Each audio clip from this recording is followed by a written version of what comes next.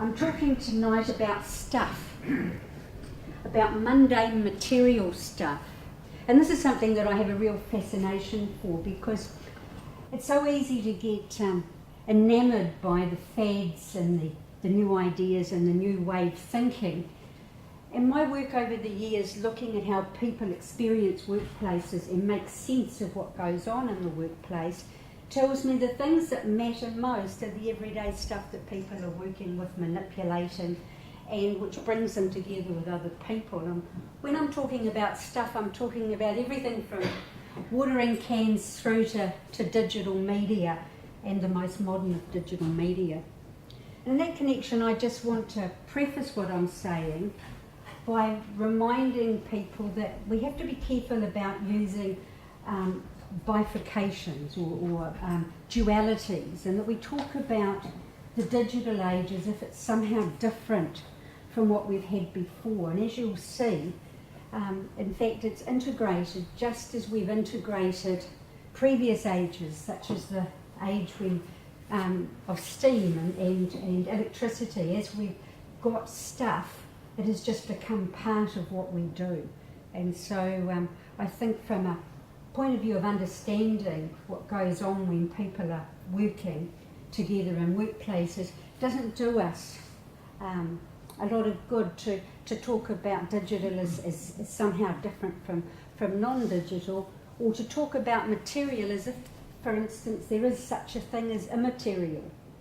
If there were immaterial things, I'm afraid they wouldn't exist, in which case, why would we be talking about them? And so we need to just be a little bit careful that we don't simplify our understanding by cutting and dividing. So my aim today is to look more closely at workplace materials and have a look at how they're shaping the practices that go on in the workplace and how people perform in the workplace. And my reason for doing this is, as I've sort of already indicated, well, it's very easy to overlook their significance and also their power. And we really are surrounded by a lot more mundane aspects than the sophisticated new technologies. Now, the thing about materiality is that everything in the workplace is material at some level. And the digital technology, while it introduces a new form of materiality, is still the same as it always has been. You need actors, you need the technology, and you use it in a particular location. And this is the recipe that has prevailed ever since we got together to do things. The only difference with the digital technology is that it means that we can be doing these things in any location and at a far more rapid speed than we've done before, which means that in many ways we're seeing a huge compression in time as a result of increased technical capabilities. Now, what's happened in organisational studies and in the social sciences generally is that we've taken a bit of what we're calling a material turn. It gives us a new way of looking at the material world of work. And it comes on the heels of other turns, the discursive turn and the linguistic turn. Currently we're also going through a strategic turn, and one of my colleagues tells me we're also going through a visual turn at the moment. So you could, if you read the literature from a turn point of view, think that we were never going to get onto the straight and narrow, that in fact we're constantly moving this way and that. You're probably not wrong. The last and probably most influential turn has been the combination of the turn towards looking at workplaces from a language point of view and consolidating that with our everlasting fascination with the culture within organisations. Now, what we've got now as we take this material turn is that we are coupling those together. And what this means is that in the past, where we've seen material elements as passive, solid, unchanging things that provide a background to work, or alternatively are the tools that we're using to do work, what we're now seeing is that they need to be put together with the language people use and the cultures that people create, because these mutually constitute each other. And so we have a new word in our vocabulary, and it's called socio-materiality. And this has been called in the social science area the new black. There's a great deal of work being done looking at this coupling between the social world of people and language and culture and the material environment that they are working with to do stuff in the workplace. The most interesting aspect for me of this material turn is that the workers are no longer seen as separate from the material in the workplace. We are, if you like, taking the privilege away from the human and saying, well, actually, human beings are a form of materiality. They have bodies. They are situated in a particular place. And this means that we look at the practices in the workplace in a slightly different perspective, when we see people's bodies as mattering as much as the things that they are using to carry out work.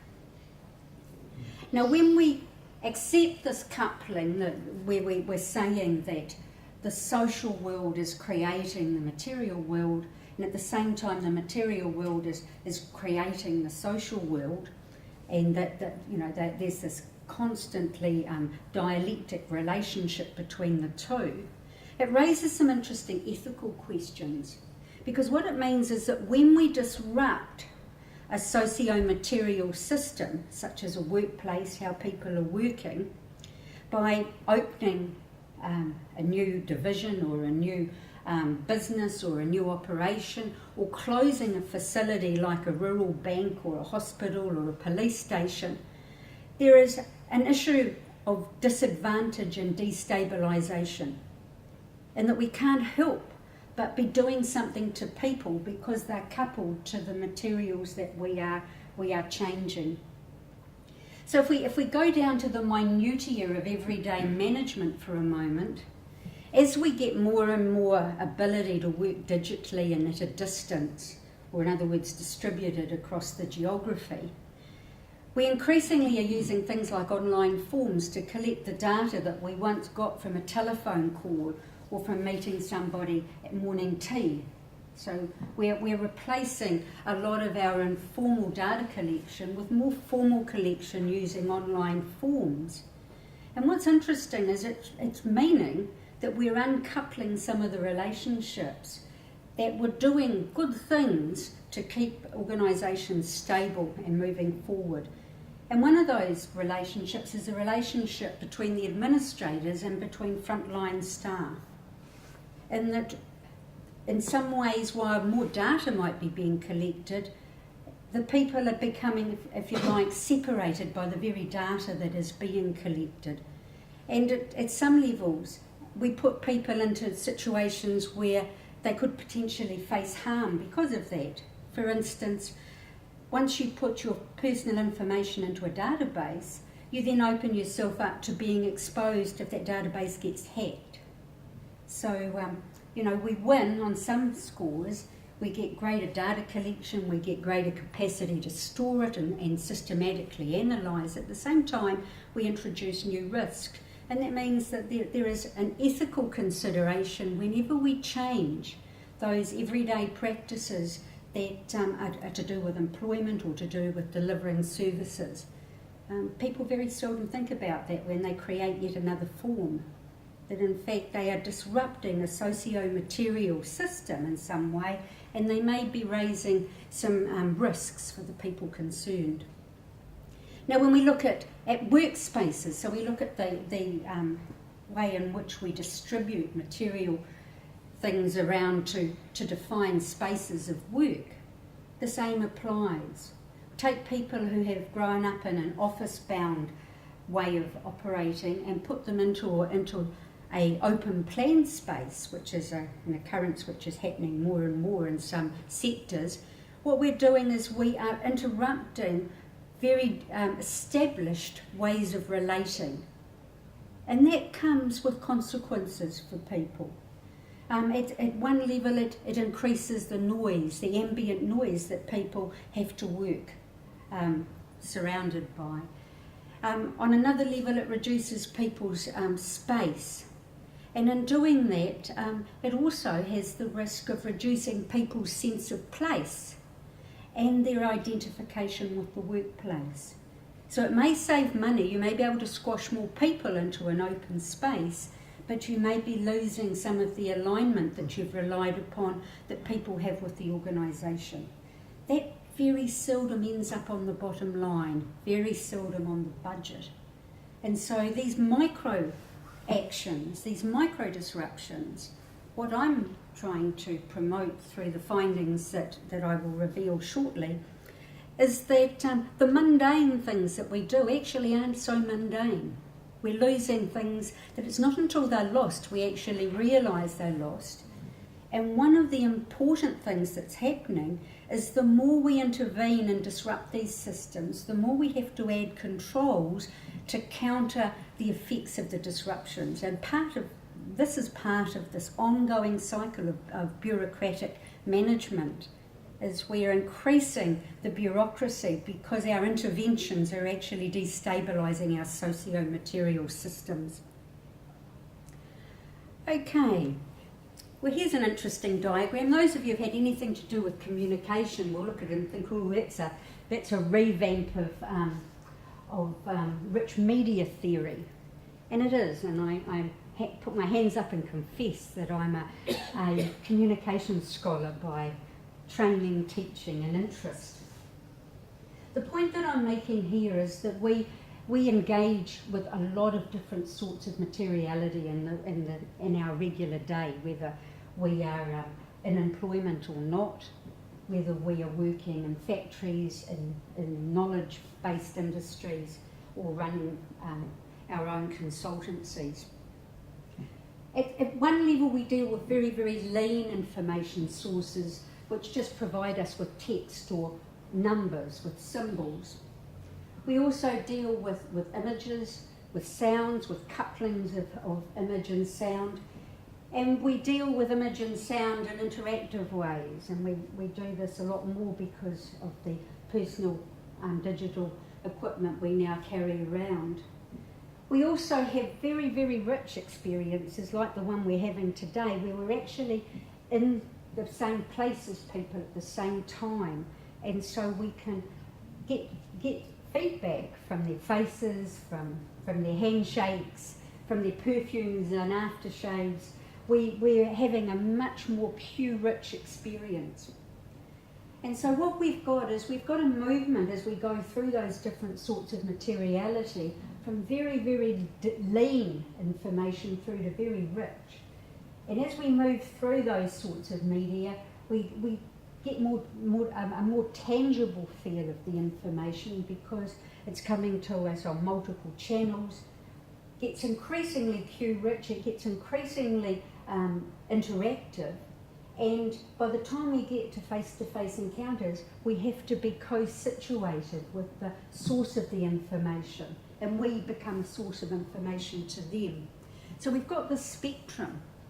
And what we're seeing is digital media is trying very hard to move up towards this and succeeding in terms of the interactive, if not the co-situated characteristics of the face-to-face, highly rich interaction.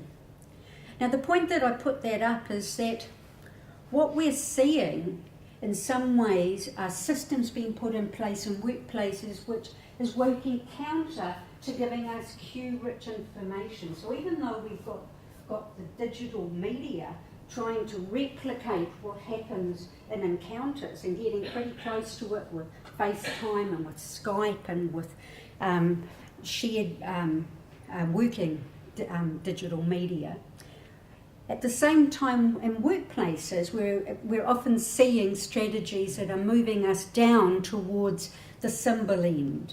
The bottom line's getting leaner. The things that we're reporting on often are getting reported on only if we can actually turn them into numbers and text.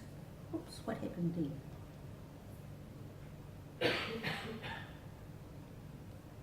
Sorry about that.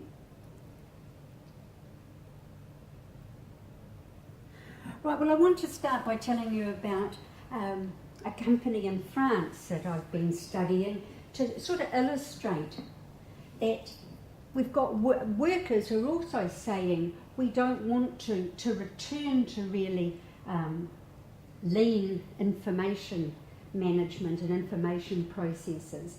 We appreciate the value of the rich face-to-face encounters. Now, this particular company is an IT company, so what I'm about to tell you is a really curious and interesting case. It's an IT company that spun off from its parent company and now acts as a consultant to its parent company. And it spun off just prior to the parent company deciding to undertake a liberation management project. This is a project whereby the managers try to empower the workers to take a more strategic role in the organisation. So rather than a top-down approach, they start asking the bottom to engage with them.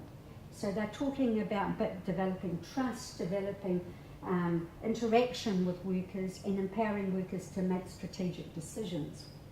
And so one of the first things the subsidiary did was, when it was brought into the Liberation Management Project, was to renovate the workspace. They decided it was shabby and wasn't nice to be in, so they started by painting the ghastly walls white, and then realised that the wall that they'd revealed, this nice pristine white wall, might actually have a use that they could put it to, because they consistently found that even though they were IT specialists creating IT solutions for their customers, it was very hard as a team to actually work digitally.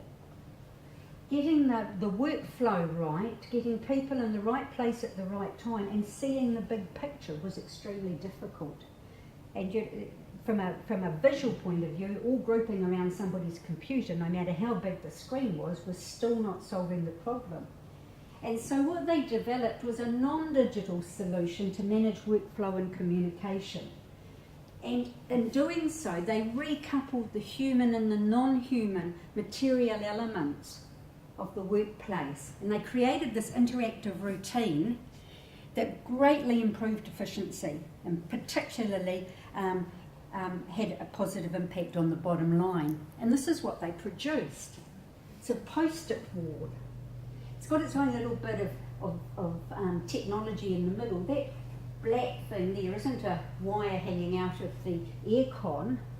What it is, it puts a charge across the wall so the pieces of paper can stick there without having glue on them.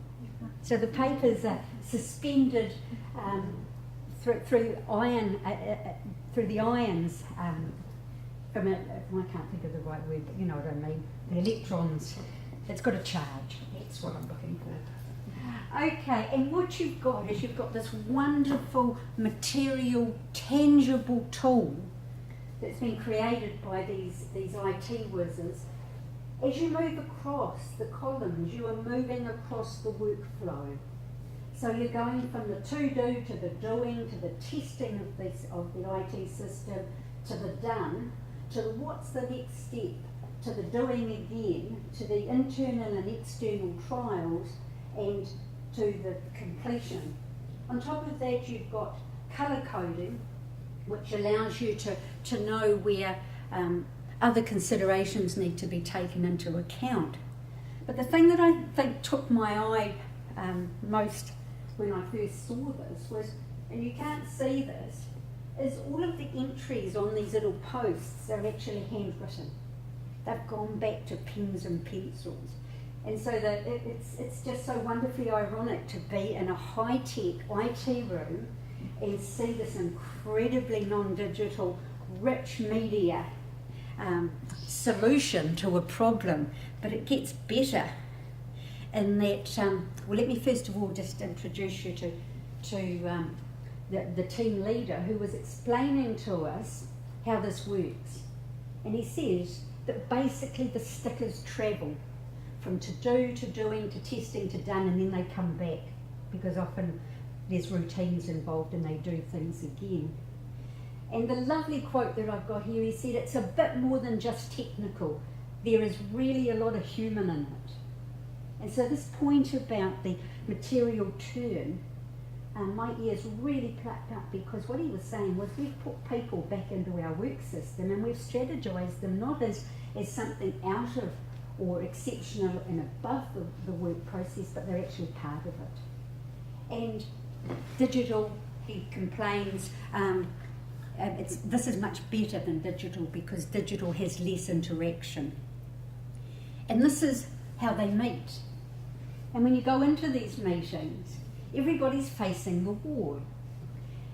And they're there as physical beings, but the lovely thing about the wall is that rather than just Skyping people in, which admittedly they do sometimes, it's a permanent record of where they're up to for that particular period of operation. And so people can return when they've been out with a customer and check the wall and see what's happened to their particular stickers, post-it notes, the ones that they've actually written on. And the end of the quote I think is so lovely, but it's better to have material things, to have material exchanges. And so he's talking about his digital exchanges as being quite different from what they're doing on the wall.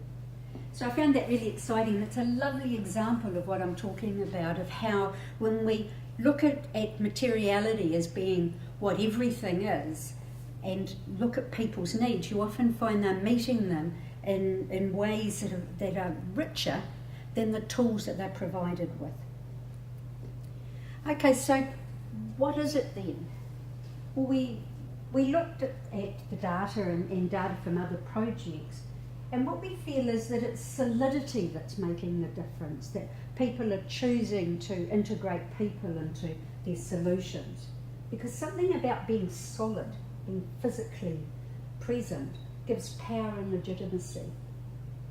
And the theory that we're working with is it's because we think that it's got something to do with the fact that when you've got real stuff that you can touch, it actually has to be somewhere. In other words, it needs a place. It occupies space as well as creating it. You know, a desk creates space for you to sit. It also structures communication. So we like it because it actually helps us to do other things. And tables are a good example, and in a moment I'll show you a cool table. But Latour, who is a French philosopher and anthropologist, he goes further and he says, well, actually, thought depends on material things too. So he's not even going to leave things in the physical realm. He's saying, you know, our heads are involved in this as well. Look at this lovely table. This is at the University Paris Dauphine in Paris, and it's the Raymond Arnon room. Now this is in a university. You know, even though we've got some nice rooms in here, we don't have anything nearly as grand as this. It speaks of importance, of serious consideration. And it has a table there that is built for collaborative action because of its elliptical shape. It's got exactly the same equipment at each position, suggesting that it wants people to engage in the activity at the table at the same level of authority. So built into the materiality is a inclusiveness that is subtle, that people will understand when you point it out to them, but may not appreciate until it's done so. But we're not totally inclusive because, if you look, we've got the gallery. The gallery doesn't have microphones. It doesn't have a lovely table in front of it, which I understand has actually got either the remnants or has still got ashtrays in it, because it comes from another age. This room was NATO's command headquarters from the late 50s until the 60s. The university is a young university. It was established in the 60s. So this is where NATO dealt with some of the decisions of the Cold War, and now it's in a university. What is really interesting is one of our French colleagues, I never get to say his surname properly, but it's de Vijani. I'm sure that's not right, and Vorst, spent some time and have just published last year a study of what goes on in this room. And what's really interesting is that when people engage in activities in this room, have meetings, and often high-powered executive meetings and meetings where they're bringing people in from the outside for events, what happens is often people refer to material things in the room to, if you like, underline the fact that an important event is about to happen. So the materiality ends up in the way people talk about the event that's about to unfold. So it's got significance, and its heritage as a place where NATO met is used in all manner of conversations to introduce activities that are going to happen in the room.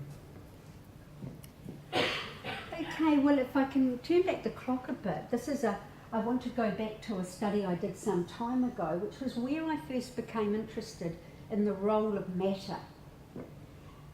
This was my PhD study, and it involved a New Zealand factory that processed food. So I was in the factory and I was looking at the communication that occurred during a change process. So my focus was to understand how people communicated during what was a radical change from a top-down management system to a team-based system.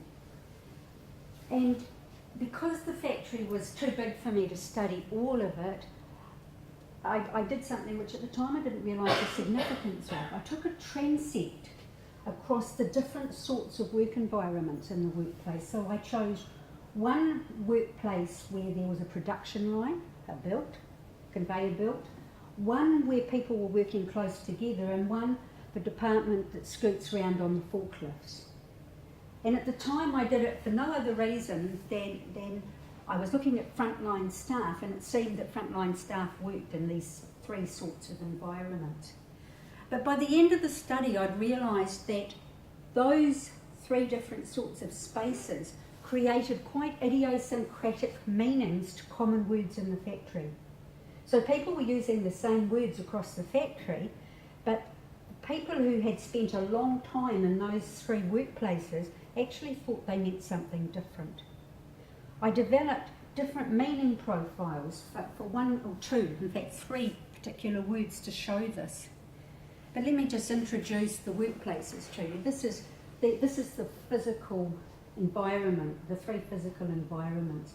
We go from the transport department, where people were scooting around in solitary workers, through to the conveyors, where people were working in parallel but couldn't really talk because they were wearing headphones, and it was too noisy anyway, but the headphones had radios in them for many people, so they didn't actually feel they needed to talk.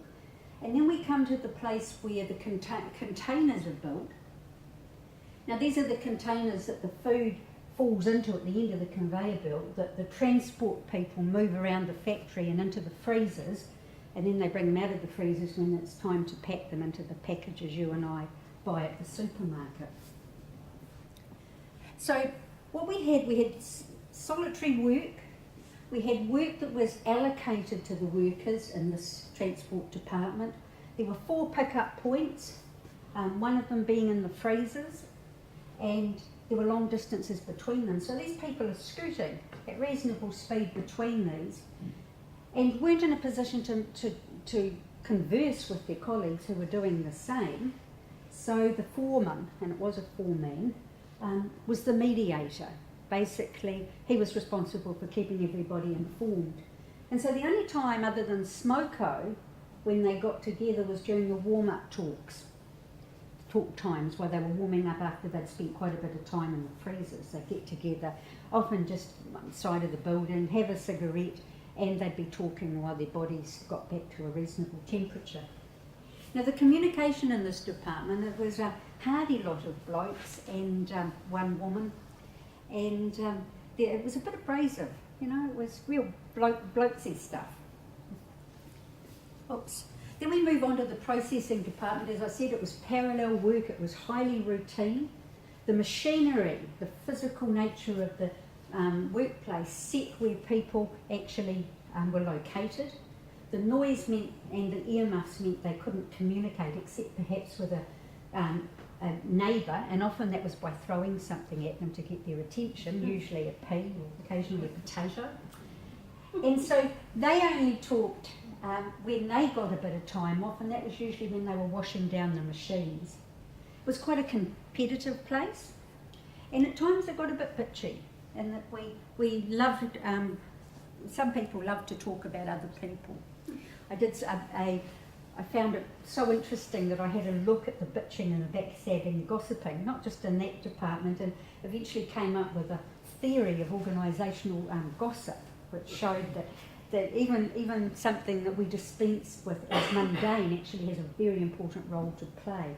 But that's another story. Then we get to the containers. Now these containers, I tried to get involved in building one of those, and it was actually pretty hard work. You need at least 2 people. It's more comfortable really with 3. You've got to strap the sides together on a pallet, then you wrap it in a glad wrap. It goes onto a thing that spins round and wraps it. You can see one in the back, the white thing in the back, that's plastic round it. And then you pop a big liner, a big plastic liner in it, so that it's hygienic, and that's where the food goes in. Okay, the lovely thing about this group was that they couldn't not talk to each other. It wasn't a terribly noisy part of the factory. They were working at very close range, and not only that, they had an office they could withdraw to. So they had more time to get to know each other, to have a laugh with each other, to tease them, and so the exchanges were much more light-hearted. So the conclusion I came to when I had a look at how they engaged with each other, the relationships and the language, was that we had 3 quite distinctive, what I call Geo Social Environments. And by geo I mean the machinery and physical plant was spread in different configurations in each work area. What I found was that the way people operated in these physical environments actually affected the meaning of the concept of working in with others. Now, it was really just the fact that I kept hearing this word from time to time in the interviews. And so what I did was I went out and I said to people in each of these 3 places, tell me what you mean by working in. You know, what does it mean to work in with others? And I'll show you in a minute what I found, but in essence, what I found, the overarching explanation was that the materiality of the workplace was shaping the social relationships, and the social relationships was also to some extent having an influence on the materiality, and that these were then being captured by the words and phrases and the meanings of those. So let's have a look at this working in with phrase. When I had a look at the comments they made as I interrogated them about what this meant to them, I found that they were talking about orientation, about collaboration, about things that motivated them to collaborate, and about the task and who was responsible for it. And you can see as we go from the most integrated, collaborative group across to the lone wolves on the forklifts, we move from a group orientation through to a very highly individual one. When we look at what they say about collaboration, we move from a sense that collaboration is inevitable because I need you to hold that while I'm strapping the bin, through to I'm only going to collaborate when that foreman tells me I need to. When we look at the factors they thought were important in motivating collaboration, in the very group-oriented group, it was empathy and reciprocity. Basically, you know, I know what it's like to try and make a bin without somebody helping me, so I'll give you a hand. I've got empathy for what it's like. And I know you'll do the same for me, so I'm expecting some reciprocity as a result. And as we move across from the parallel positioned people and processing across to transport, we noticed that in fact what they said was motivating them was self-interest. For instance, if I help out, then I'm going to get home earlier. you know, I won't have a mess to clean up tomorrow. Or, okay, I'll collaborate because the bins have fallen over in the freezer and I need to help you. When we look at where they place responsibility for tasks, very much the task is ours in the container group. It's yours and mine individually in the processing group, and it's definitely mine because it's my forklift, it's my route, it's my job as described by the foreman today. And so for those of you who are looking for a practical implication, what this means is that if we're wanting to build effective teams, this finding suggests that we need to build environments that actually structure appropriate levels of collaboration, because the environment clearly affects the way people talk about things such as how we working together. I also looked at getting on with other people and knowing what's going on. So they were the three concepts that I looked at, and the same patterns sort of applied. Okay, well, another study which gives us some insight into how materiality affects the understandings that are created during the process of work was a study by Cynthia Bean. I've forgotten the Christian name of the fellow Hamilton, but I think he might have been her supervisor, not 100% sure. But this was of a Norwegian telephone company that had abandoned regular offices and had created nomadic workers who used hot seats, basically. You know, they sat where they could. And what happened in this organisation was a change was decided. The senior management decided that they wanted to bring about some sort of change to the organisation. And what they found was the nomadic workers ended up with a different and often idiosyncratic idea of what the change entailed compared to those workers that were more located, the ones that tended to stay put a bit more or actually still had an office. The nomads seemed to be find it quite acceptable to believe circulating stories, where the ones who were at work more often seemed to get a bit more of a balanced idea.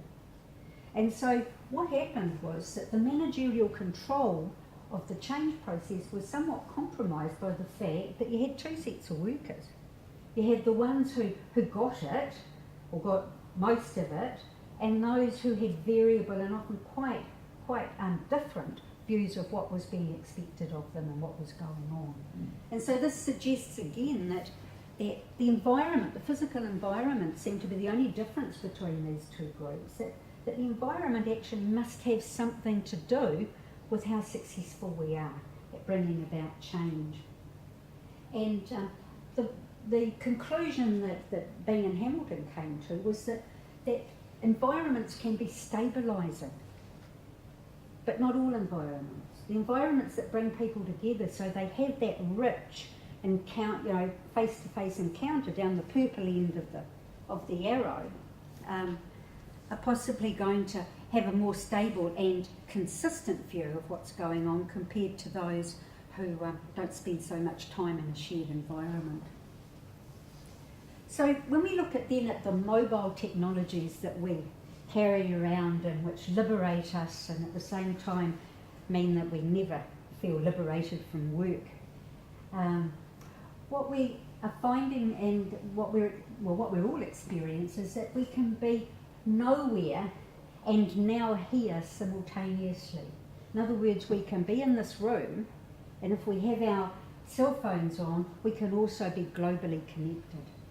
And this is both the opportunity of our age and I think sometimes the curse of our age as well. But what it's doing, according to Anthony Tang and his colleagues, is it's creating a range of presences. People can be present in material settings in different ways.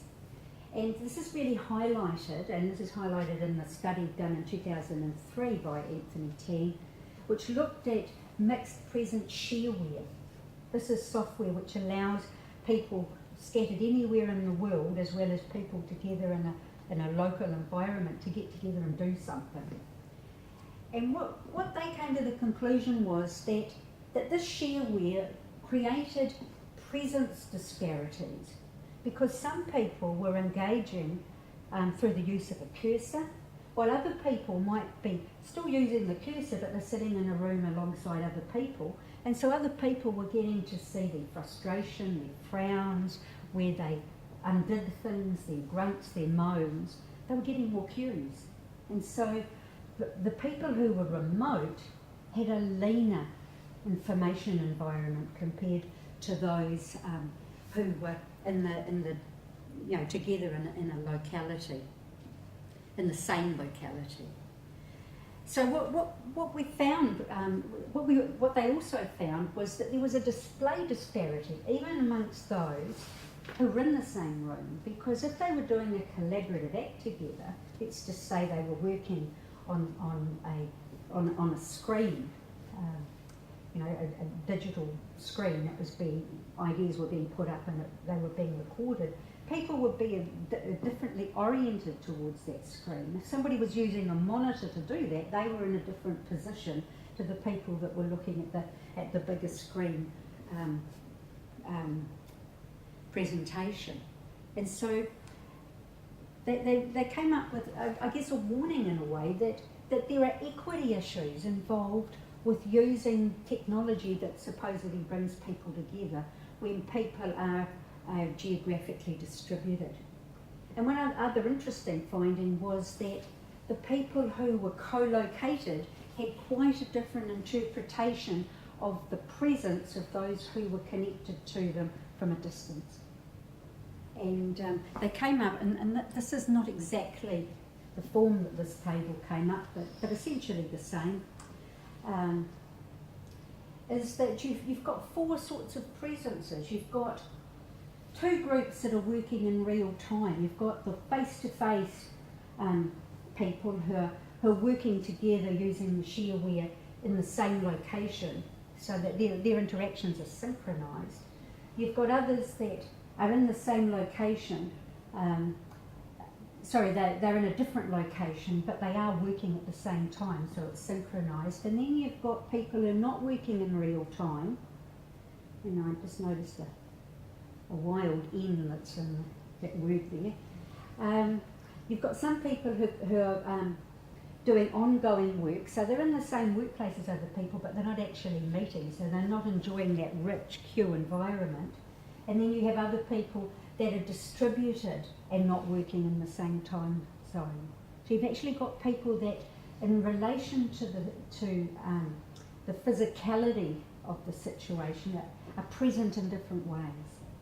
And so this sort of highlights for me that this notion of where bodies are, we go back to my points about solidity, actually seems to matter, because when we ignore it and think it's the same for everybody else, we are overlooking the fact that some people have got access to much richer and better information than others. So there's question of people being discriminated by their access or lack of access to rich information.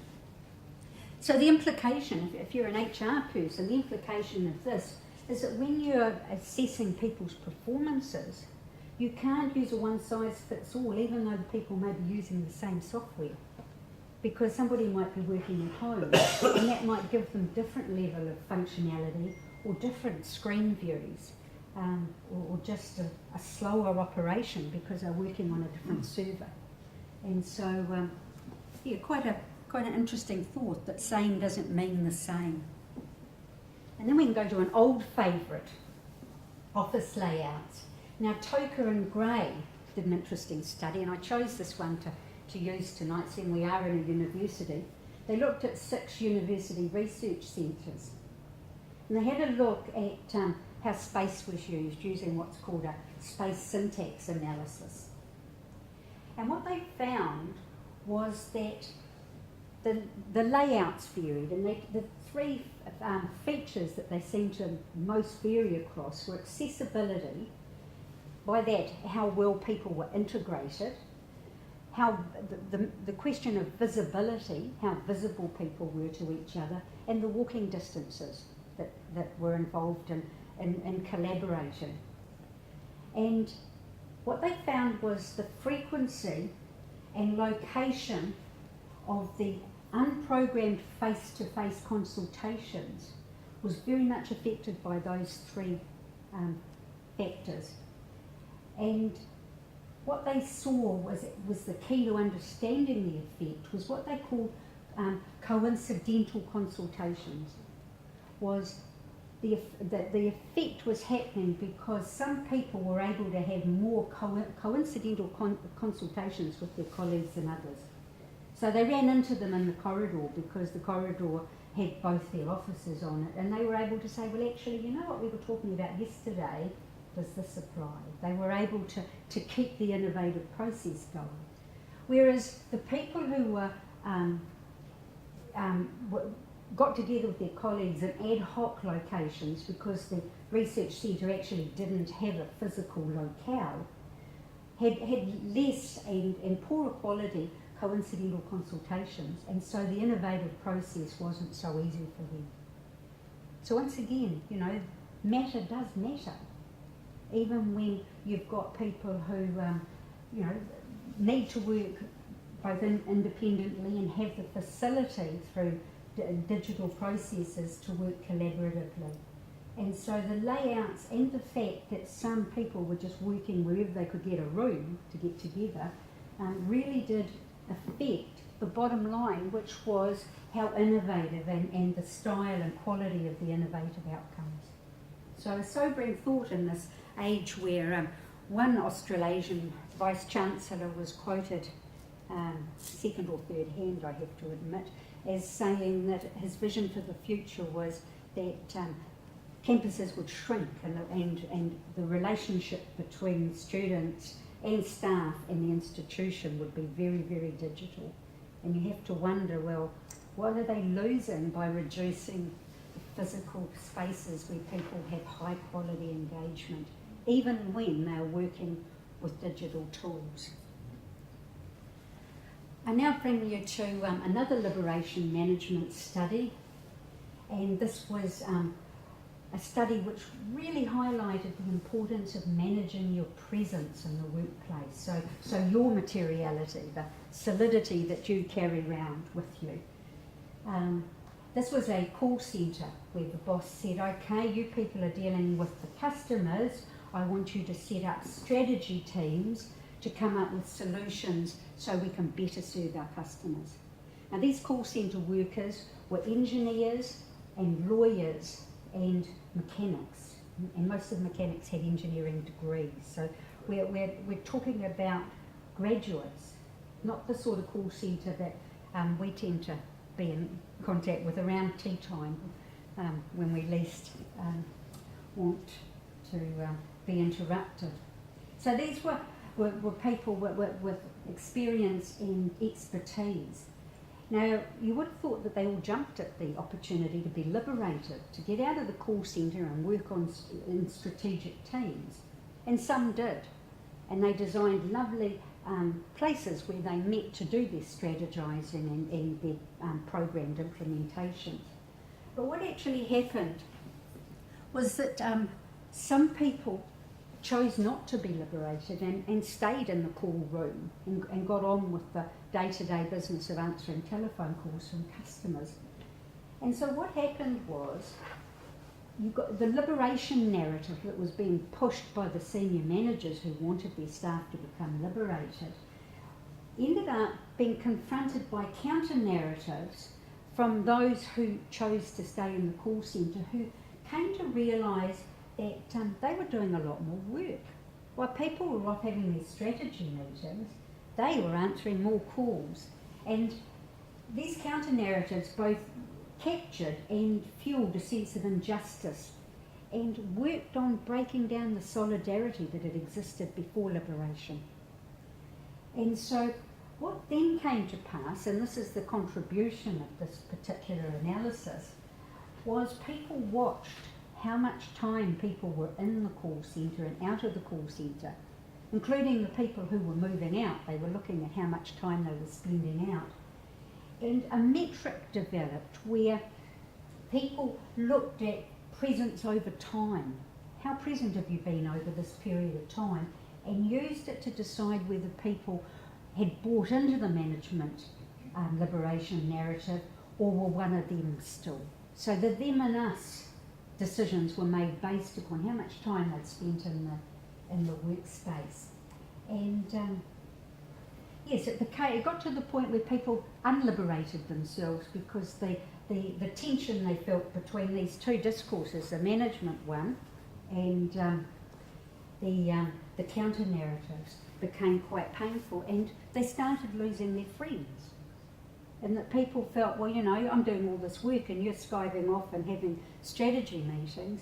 That isn't the sort of thing you do to a good colleague. And so the cost of liberation was actually quite a tense climate. So people's bodies came to matter. And so I guess the implication here is if you're going to liberate people, do it in the same space and share around the liberation. Okay. The last one that I want to talk about today is just the case of the deviant bank manager. And I'll just say in advance, because I know that time's getting a little bit short, is that you can read about this if you just go onto the London School of Management review, which you can just put London School of Management review. They've profiled this research on that site, and there's a very user-friendly explanation of the findings. But essentially what we had a nationwide French bank that was privatised, and the new management decided that they wanted efficiency gains. Basically, they want to improve the bottom line. And they sent out an edict to the branches to say, this is how you're going to do it. You're going to change the workplace. We're going to get rid of the current physical arrangement. We want a call centre that has this form. And we want to have people having a different relationship with their customers, which means that we're more versatile. If somebody's away, somebody else can step in. Now, the manager of one branch decided that these changes actually worked against the climate and his managerial philosophy. And so what he did was he accepted that the company needed to improve its profitability and its performance.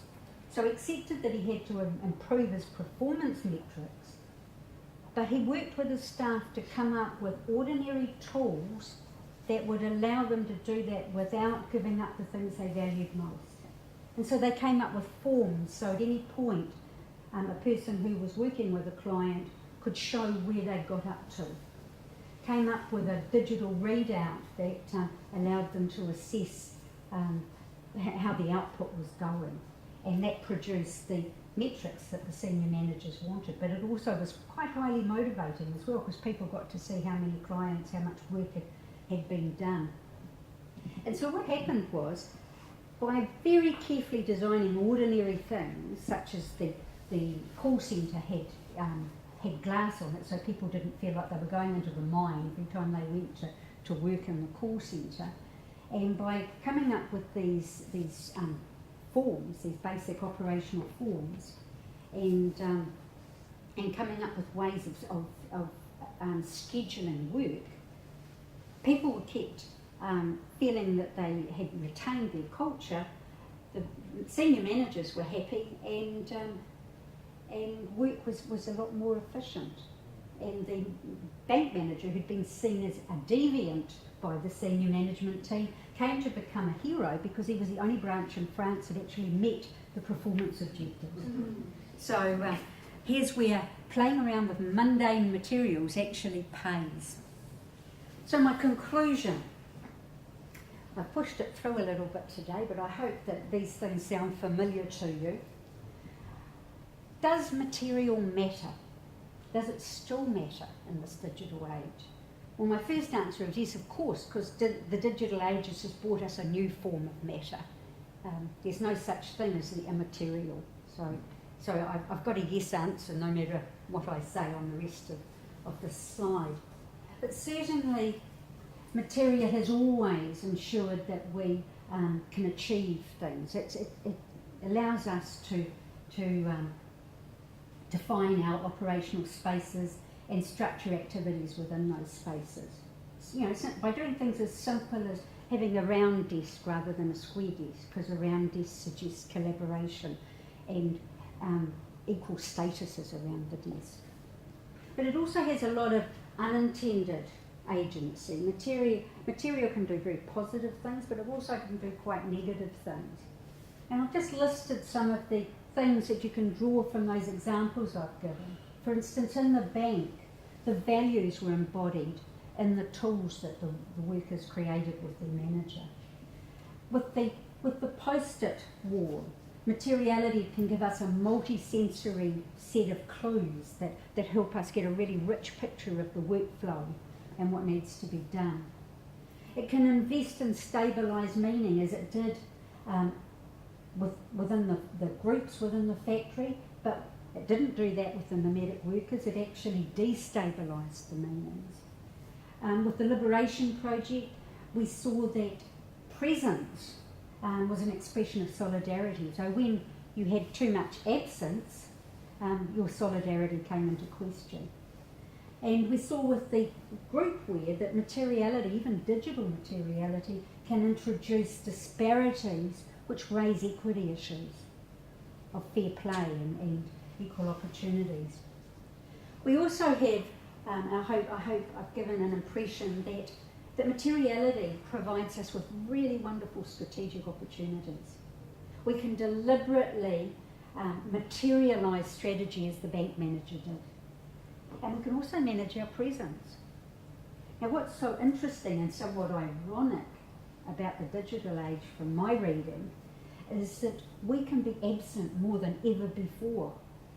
You know, I work at home a lot more than I did 10 years ago because I have a plethora of digital tools I can use. But what that's meant is that my presence is actually more powerful than ever. So when I do turn up, my head of department here gets worried.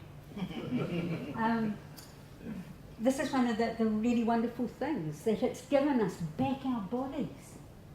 This is the paradox of material, of the digital age. It has actually given us back our bodies because they count more than ever.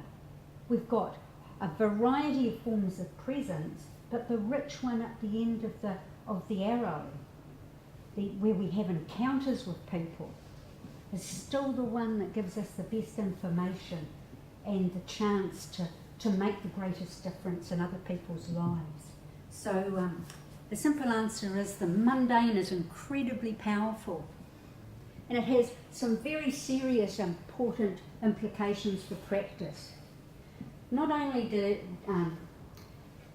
does the material turn highlight the fact that we've got three things: tools, people and locations that mutually shape each other, but that there is a need to strategise those together and take an integrated approach. Because if we don't, there are lots of hidden costs. And I've talked about a lot of those. We lose control, as was on the cards with the Cynthia Bean study. We end up with lean queues, so we don't get the whole picture, which is a real worry if you're in a high reliability industry like health. You do not want to be running on lean information when it comes to people's lives. We can end up with a whole lot of idiosyncratic understandings, which mean that we don't agree, that we spend more time arguing or in conflict or uncertain. And we've got these disparity issues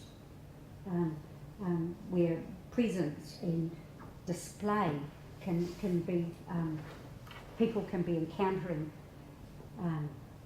different levels of presence and what they see. The display of information can be different. We have, however, this isn't a negative story. On the contrary, what it means is that we've got an opportunity here, if we understand socio-materiality, to harness this unintended agency. And one of the opportunities we have is to materialise values and our strategy, because clearly it looks like it reduces costs and increases coherence. And I guess the biggest implication is if we pay attention to socio-materiality, we can create environments that foster that coincidental consultation and other cue-rich communication, and we can be more innovative and more cost-effective. So my sense is if we just realise that we can't uncouple the material from the social, and that doing so causes hidden costs, we're likely to be better off. If we strategise based upon these observations, things can only get better, and then we really will be liberated. Okay, well, thank you very much. Well done.